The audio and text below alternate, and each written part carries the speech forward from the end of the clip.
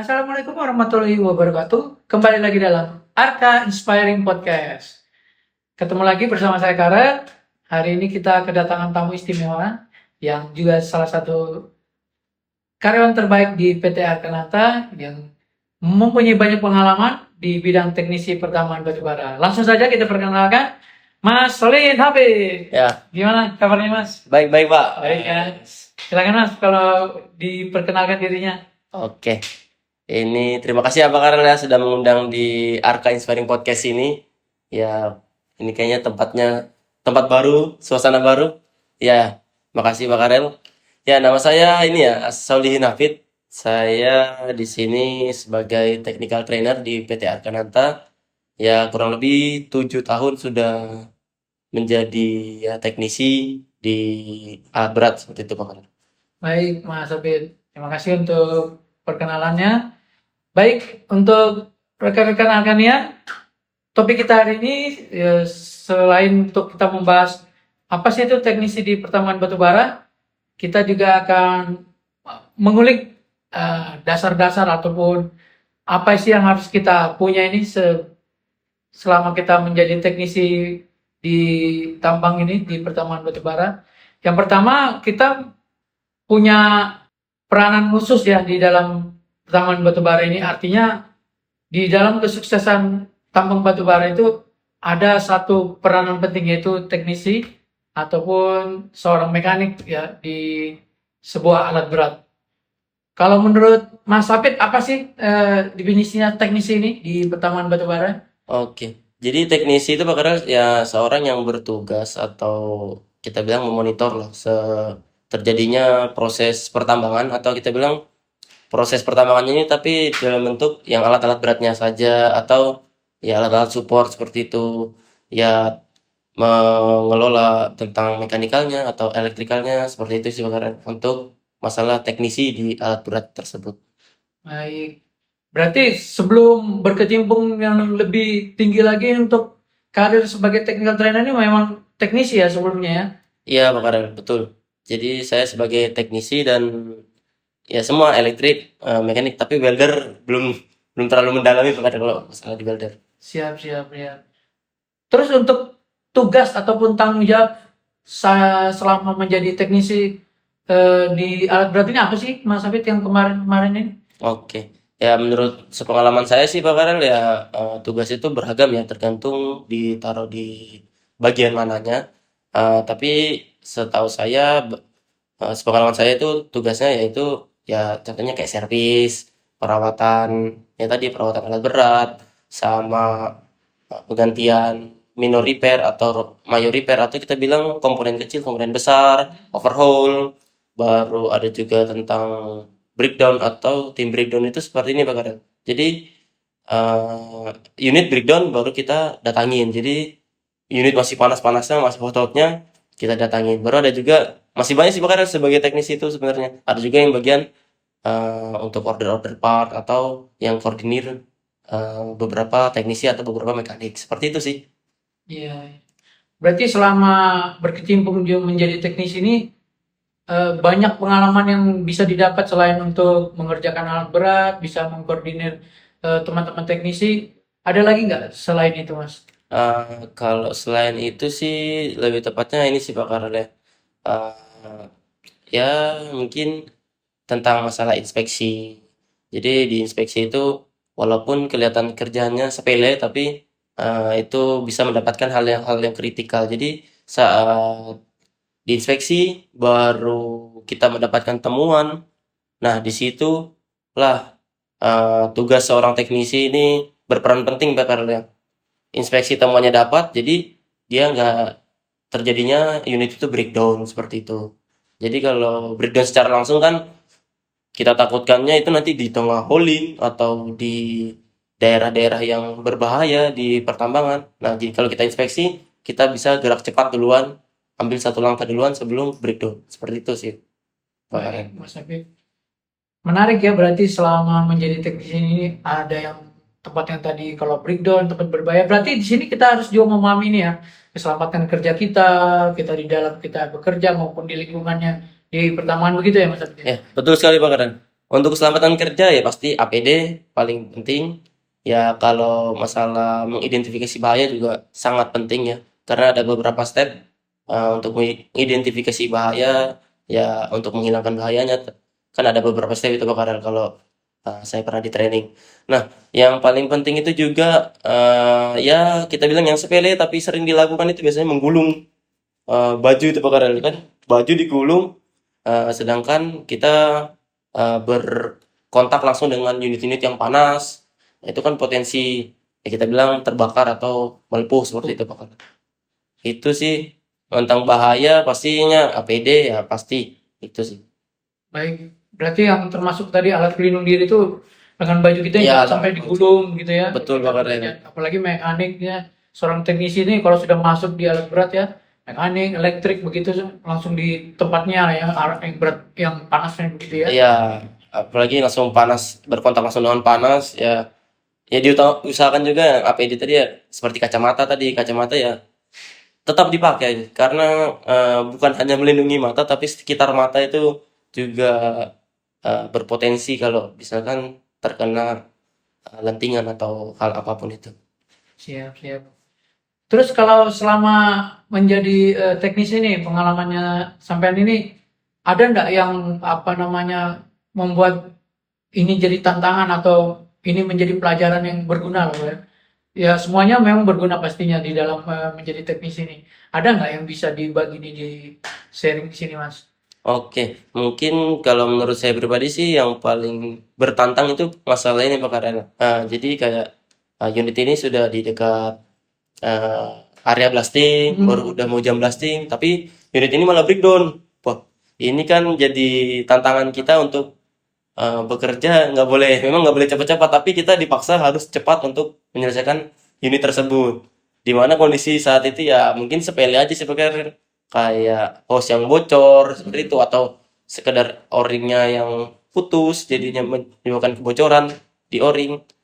Nah itu harus cepat kita tanggapkan terhadap unit tersebut. Jadi unit tersebut langsung kita kerjain sebelum kita yang di blasting sama atasan kita bahkan dan itu sih masalah ya kita bilang di sini bekerja di bawah tekanan ya kan jatuhnya. Berarti dalam menjadi teknisi ini ada tekanan ya salah contohnya tadi itu untuk menyelesaikan unit yang rusak atau breakdown di jalan gitu, di tempat peledakan gitu ya. Betul. Peledakan yang untuk blasting di tambangnya.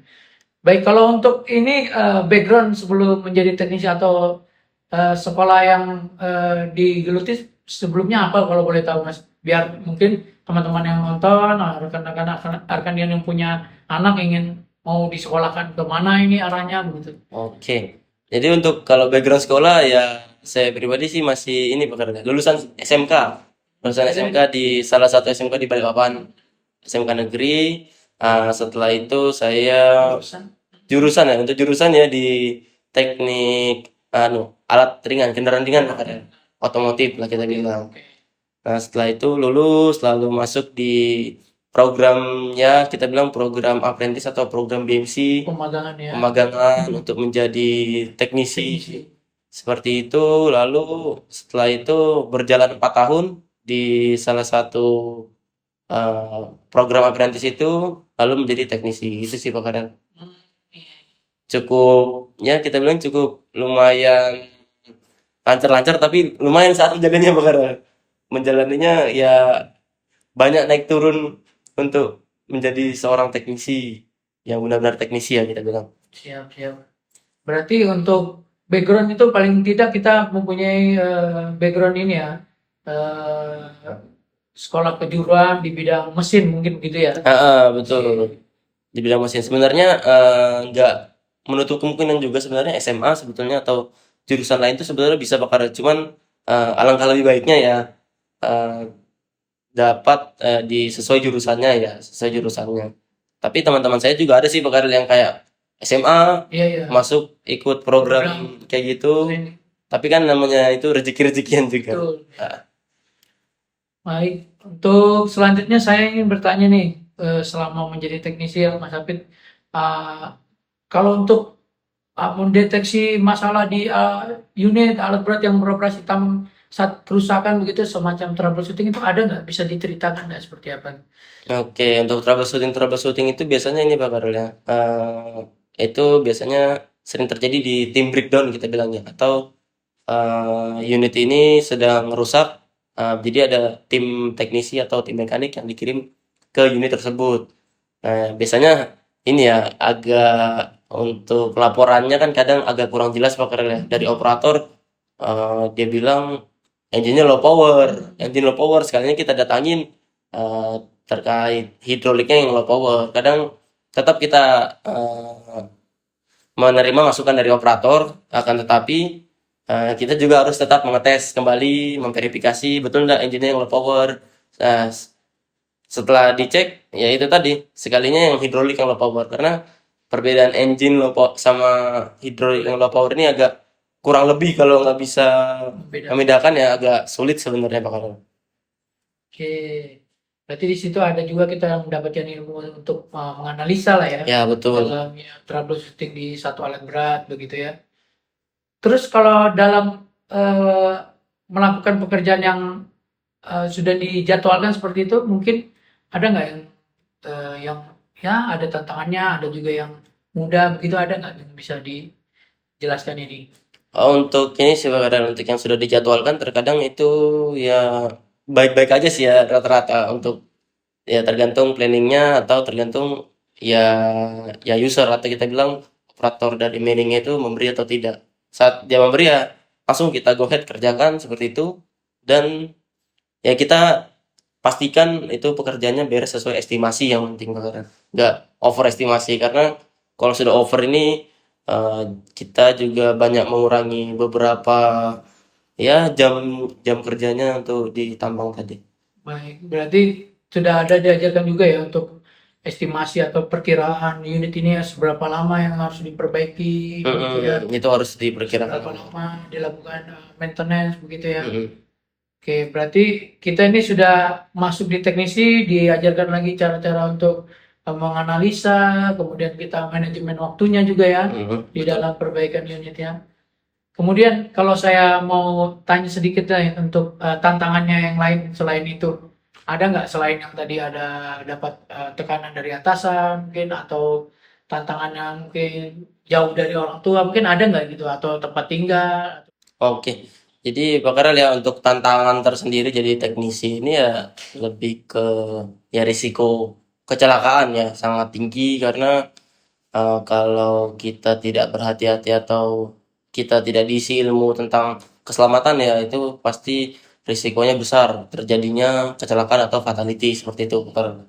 Nah, selain tentang apa tadi? Tentang resiko kecelakaan, lagi lingkungan, lebih ke lingkungan karena kan di tambang ini bakar ya kadang hutan, ya masih hutan, kadang ya gelap juga. Lingkungannya di situ ya kita bukannya kita takut tapi kita ya sangat ini ya hati-hati terhadap ya siapa tahu ada hewan-hewan buas kayak Iya, ular betul. atau ya hewan-hewan yang kadang kita nggak tahu hewannya tiba-tiba muncul itu bakal kita nggak tahu namanya seperti apa.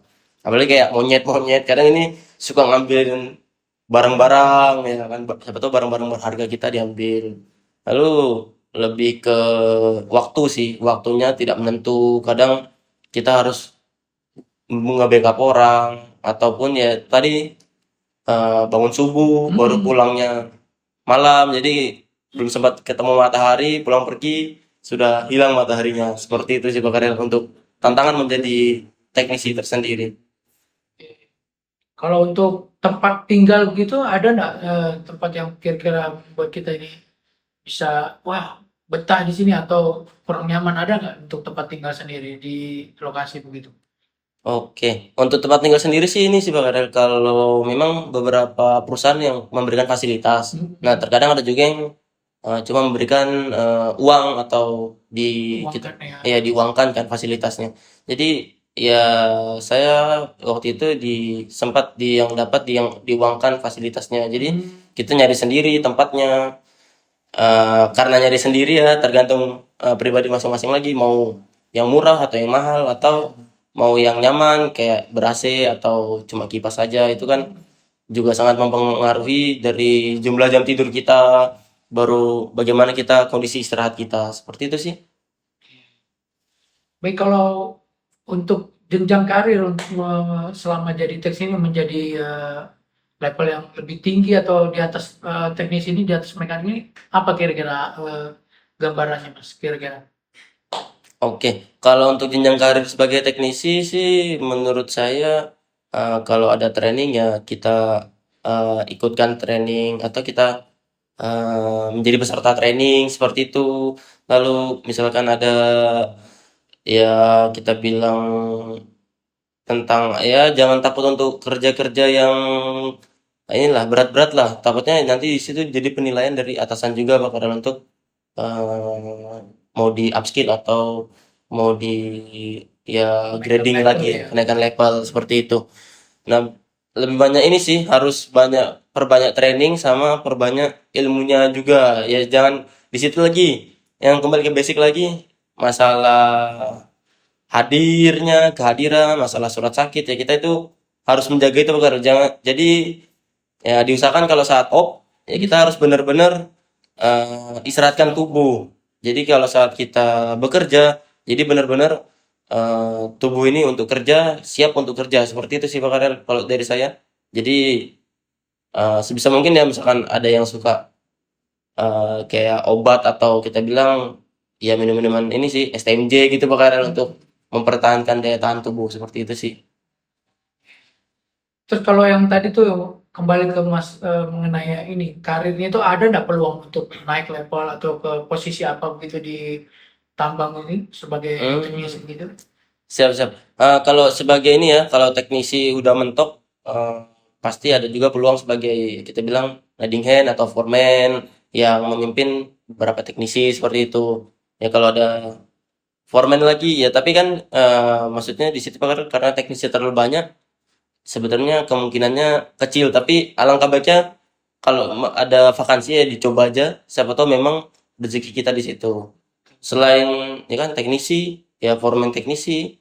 Setelah itu ada supervisor teknisi seperti itu bakal sebenarnya ada aja sih. Memang cuman butuh waktu aja. Gak bisa yang singkat yang sat itu nggak bisa seperti itu bakal. Siap, siap. Berarti ada prosesnya ya Mas ya. Sebetulnya ada proses ya. Di sampai ini melewati posisi yang sebagai mekanik, apa teknisi, sudah jadi koordinator banyak.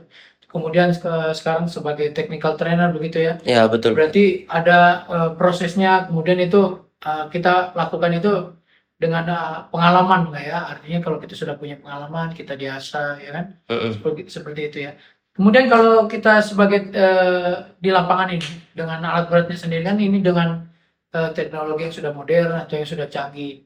Bisa nggak digambarkan ini, diceritakan ke rekan-rekan Alkanian ini bagaimana untuk situasi di tambang ini? Artinya ada gambarannya atau alatnya seperti apa, kecanggihannya seperti apa yang sudah sekarang yang sudah pernah lah yang sampai lihat atau terjun langsung lah yang geluti seperti itu Mas.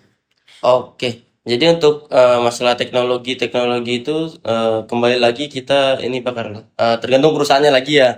Tapi kalau perusahaannya memberikan kita bilang memberikan sarana untuk di jenjang teknologi itu ya yang pernah saya dapat sih kayak ini sih untuk masalah ET elektronik ET-nya CAT itu punya Caterpillar sama Comtrax. Jadi kalau yang ET ini kita bilang untuk menganalisa unit tersebut lah Pak. Jadi dokter lah. Jadi sekedar kertas atau data yang tetap teknisi yang harus membaca atau kita bilang menerjemahkan hasil data tersebut.